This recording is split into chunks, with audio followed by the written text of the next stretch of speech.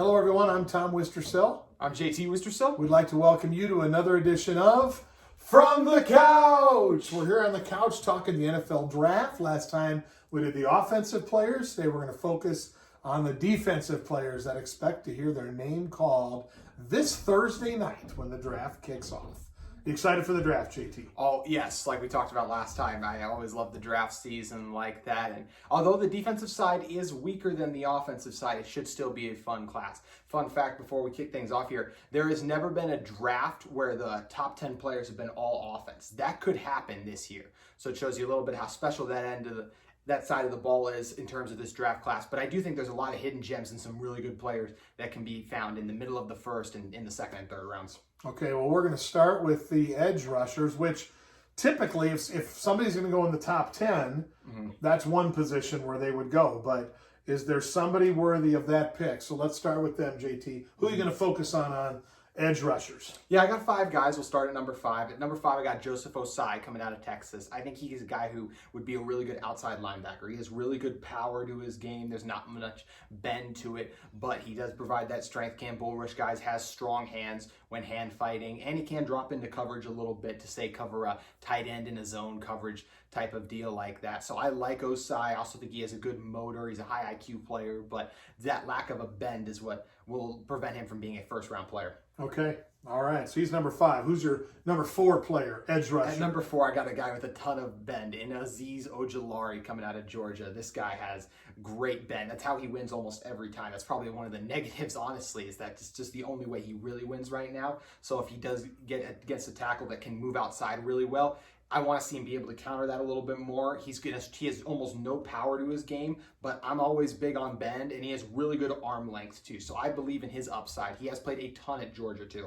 He only weighs, I see on here, 240 pounds. There's a reason why he doesn't bull rush. Yeah, some people actually think he might have to kick into inside linebacker, but I think he can be a good outside linebacker. Okay, all right. How about number 3? Who's your number 3 guy? Jason Owe at Penn State. I think this guy's got some upside too.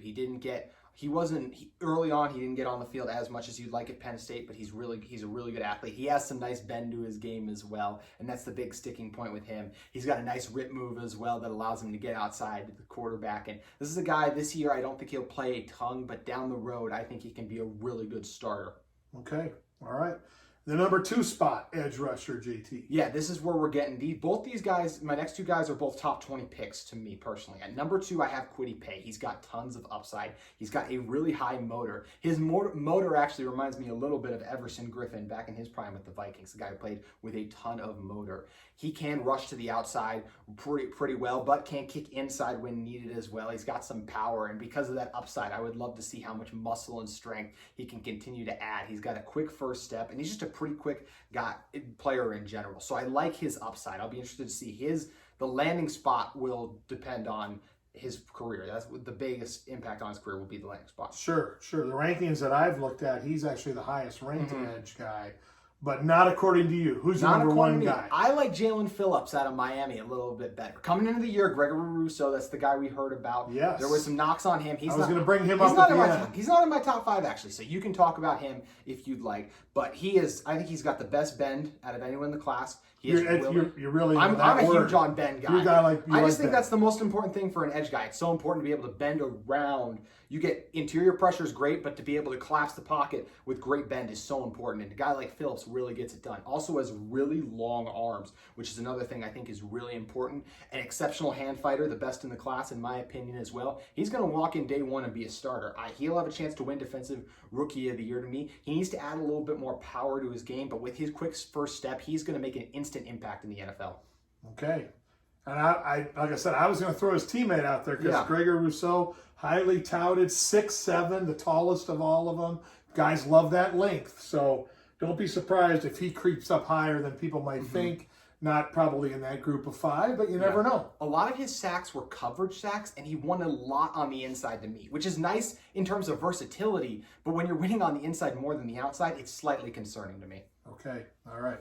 So that's the edge rushers. Let's move inside now. interior D lineman, JT. Where are you starting with here? Tyler Shelvin, nose tackle for LSU. This was the man in the middle. These guys in the trenches always get underrated. That great LSU team. He was the one stuffing the run constantly. He's number 3 for me. Number 3, okay. He's number 3. Yep. He's the big run stuffer, commands double teams. Although he does show a little bit of signs of he's going to be able to bench press offensive linemen right back into the quarterback's lap. But he does show signs of being able to rip through guys. And with double teams, he can shake guys off him with one arm. You're going to constantly have to devote 2 offensive linemen to this guy, which should provide a huge value for a defense. He weighs 346, so he won't be easy to move off the spot there. So, all right, that's number 3. How about your number 2 spot? Yeah, number 2. These 2 guys I think are first-round type players to me. Although I don't think my number 2, Christian Bauermore, coming out of Alabama, will go in the first round now because of a character concern raised. Some people worry on if he's coachable or not. That's obviously a big thing in the NFL. So I think that's why he might fall.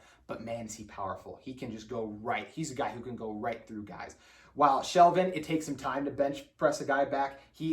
Balmore really explodes off the ball. He's got strong arms too, so when he rips through guys, they really feel it as well. I really like his gap splitting ability as well, the way he fires off the ball. He's intimidating 6'5" too, so he's able to get up and bat some of those balls, which will always come in handy for teams that like to take advantage of the middle in terms of the offense, trying to take advantage of crossing routes and things like that. So I like Barmore, but he falls to number 2, and a large part of that is the coaching concern. Okay.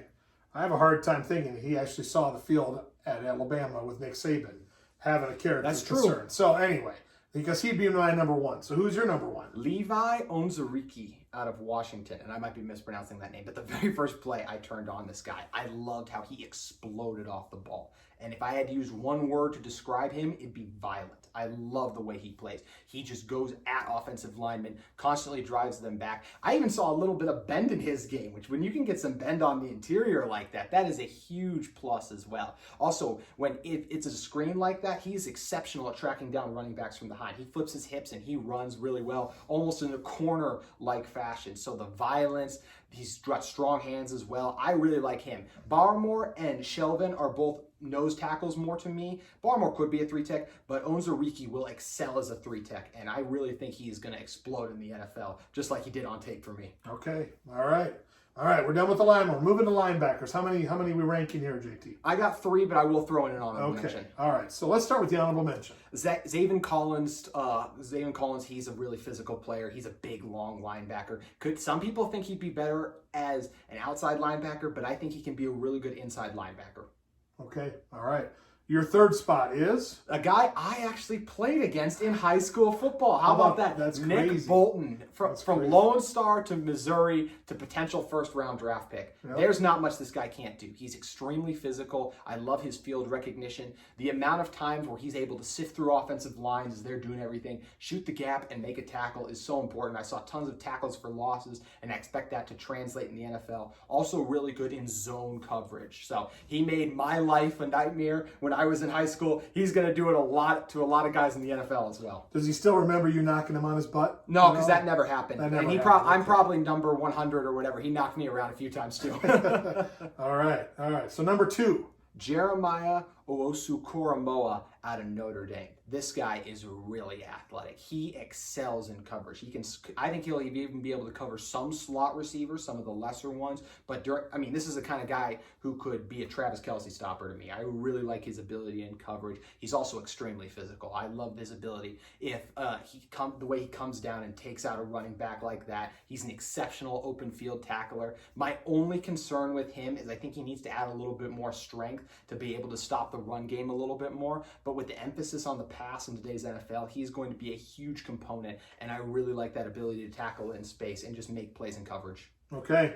And the clear number 1 who might be the first defensive player off the board. He's the one who's got the chance. Who you got? Micah Parsons, the one with the only chance to be drafted in the top 10 to me. His sideline to sideline quickness I love, but the biggest thing is the power. Whether that's in just a run game or I think he's got value as an edge rusher too. He's an exceptional blitzer as well. He's really strong and physical. He can blow through offensive linemen. It's going to be hard for them to crawl to the second level. And even if they get their hands on him, he's going to be able to knock them off as well. He's an instant starter for me. He's another guy with a chance to win Defensive Rookie of the Year right away. I would love to see him in Denver. I'm not going to throw out a ton of fits throughout these rankings, but that's just a place for me where I think he would really excel in year one, and he is going to be an instant impact kind of guy. I'm really excited to watch him play because it's been over a year. Yep, great player, and you're right, he sat out. So, all right, let's move to, many people would say now arguably the most important position on defense now is you got to have corners that can cover.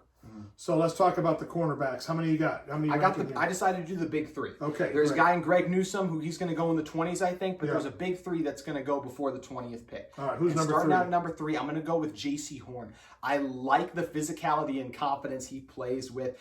Seth Williams, a really talented receiver from Auburn, he really shut him down, and that was really impressive to me. He's got good ball hawking skills, knows where the ball is at all times, able to create some big interceptions, but because of that physicality, there is definitely a risk of lots of pass interferences, especially early. Another guy where situation's going to matter if they can coach that out of him or not. But he's got the confidence and the swagger of a number 1 corner who can get inside a wide receiver's heads. So that's something I really liked about Horn. Horn's been one of the biggest risers of the draft process. It'll be interesting to see where he goes. One of the leading Steelers beat writers had him as the Steelers pick in the first round. Surprised everybody. You would like him a lot with the way he fights for balls. That was completely out of left field to most Steeler fans. So, all right, who's your number 2 guy? For me, it's the physical long corner, Patrick Surtain. He's been a dominant at Alabama. He has 38 career starts, and he's only led up 29-plus yards in 5 games in true man-to-man situations. So that's the big stat for me. He really does almost everything well. I think because he played so much zone a little bit, there's a little bit uncertainty for me of could he stay with the best receivers in the NFL for an entire game long, but the flashes are definitely there, and I would definitely take a chance on him because I do think he could do it. I just see there's a chance where he does have issues with it as well, and I think the Cowboys make a lot of sense pairing him with his former Alabama partner, Trayvon Diggs. But I am a fan of Surtain, just a little concerned, even though he's got good ball skills, will he be able to hold up against some of the best? Okay. And your number 1 guy, I think we know who you're going to go with. Yeah, it's Caleb Farley. What's interesting is because of the back injury and opting out, he may fall to number 3 out of these guys. But in terms of what I've seen on tape, I have him as number 1. The athleticism, he is super sticky in man-to-man coverage. He shut down lots of guys throughout the year. Just that combination, he's 6'3", so that combination of size and athleticism you rarely see at the cornerback position. I think there's really special things. Some people I really respect in the draft industry have thrown around the name Jalen Ramsey for him as well. So they think very highly of him. I don't see Jalen Ramsey exactly, but I see a dominant NFL corner that I think teams will be scared of because of injuries, but if he's able to stay healthy, will be a really good shutdown corner in the NFL. He's the type of guy that comes off the board earlier than people think in the draft. We'll see what happens there. So, okay.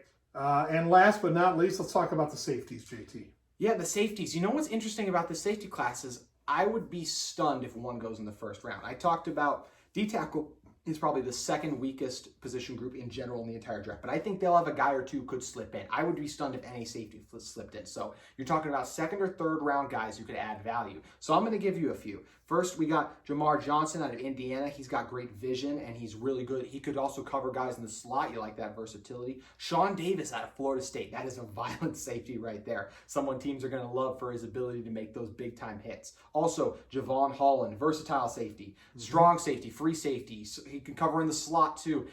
Versatility is so key in the NFL. He'll be able to make a play there. Also, Elijah Molden out of Washington. He's probably the best open field tackler in the NFL. Big part of being a safety is that last line of defense, not letting your guy get past you. He very rarely lets that happen. And Andre Sisco out of Syracuse. He's another great guy with really good range at the safety position. Richie Grant is a ball hawk coming out of UCF. Even TCU's got 2 safeties on Ardarius Washington and Trevon Morgan, both the guys who I think can start in the NFL. So these are, last year, Julian Blackmon went in the 3rd round, provided huge value for the Colts as they made the playoffs that last season. There is a ton of guys like that in this draft, and I'm really interested to see how these mid-round safeties, the 2nd and 3rd round guys, pan out. Okay. Well, very in-depth analysis there on the defensive side of the ball as we move closer and closer to the NFL draft. So good job, JT. Yes. Love the study in there, the film session, and the use of the word bend. That was the key word tonight was bend. And so we'll bend and get ready for our mock draft coming up in a couple nights. Yes, right? You beat me last year head to head, so I'm looking at even the did. score at 1-1. Yep. Jack will be back on the couch hosting, and we are excited for that. That's right. So tune in next time for our mock draft, which will take place. We'll do it on Tuesday night. Yep. It'll go live Wednesday. The draft's Thursday night. See how we do. So I have a feeling I'll get the young guy again. So that's great. Well, again, we thank you so much for joining us and look forward to seeing you next time on another edition of From the Couch. We'll see you next time.